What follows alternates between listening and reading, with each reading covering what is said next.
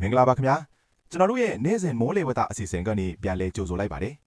ဒီကနေ့2026ခုနှစ်ဧပြီလ9ရက်တနင်္ဂနွေနေ့ရဲ့ညနေ9:00နာရီအချိန်ထုတ်ပြန်ချက်အရထူးခြားတဲ့မိုးလေဝသအခြေအနေတွေကိုတင်ဆက်ပေးတော့မှာဖြစ်ပါတယ်ကဲအခုဆိုရင်ကျွန်တော်တို့နိုင်ငံရဲ့နေရာအနှံ့အပြားမှာနှွေအပူရှိန်ကအတော်လေးပြင်းထန်နေတယ်လို့တချို့ဒေသတွေမှာတော့မိုးတိမ်တောင်တွေထစ်ထွန်းနေပါတယ်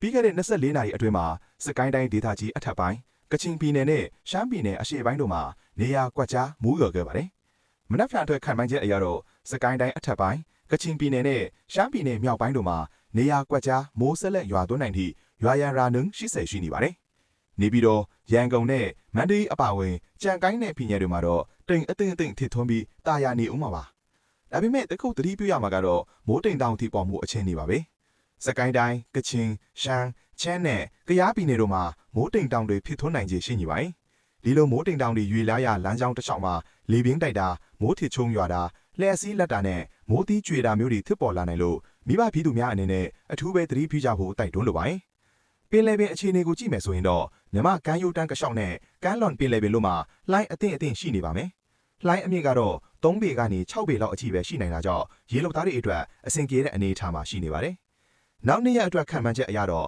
နေပြီးတော့စကိုင်းမန္တလေးပဲခူးကချင်ရှမ်းချမ်းနဲ့ရခိုင်ပြည်နယ်တို့မှာနေအပူချိန်တွေဆက်လက်တိုးလာနိုင်ပါတယ်။ဒါကြောင့်အပြင်ထွက်တဲ့အခါနေဘူးတန်းကိုကာကွယ်ဖို့နဲ့ကျန်းမာရေးဂရုစိုက်ကြဖို့မမေ့ပါနဲ့အောင်ခင်ဗျာ။ဟုတ်ကဲ့အခုလိုနေ့စဉ်မိုးလေဝသသတင်းတွေကိုအချိန်နဲ့တပြေးညီသိရှိနိုင်ဖို့အတွက်ကျွန်တော်တို့ရဲ့ channel ကို subscribe လုပ်ထားဖို့ဖိတ်ခေါ်လိုက်ပါတယ်။အားလုံးပဲတာယာချမ်းမြေ့တဲ့ညချမ်းလေးဖြစ်ပါစေခင်ဗျာ။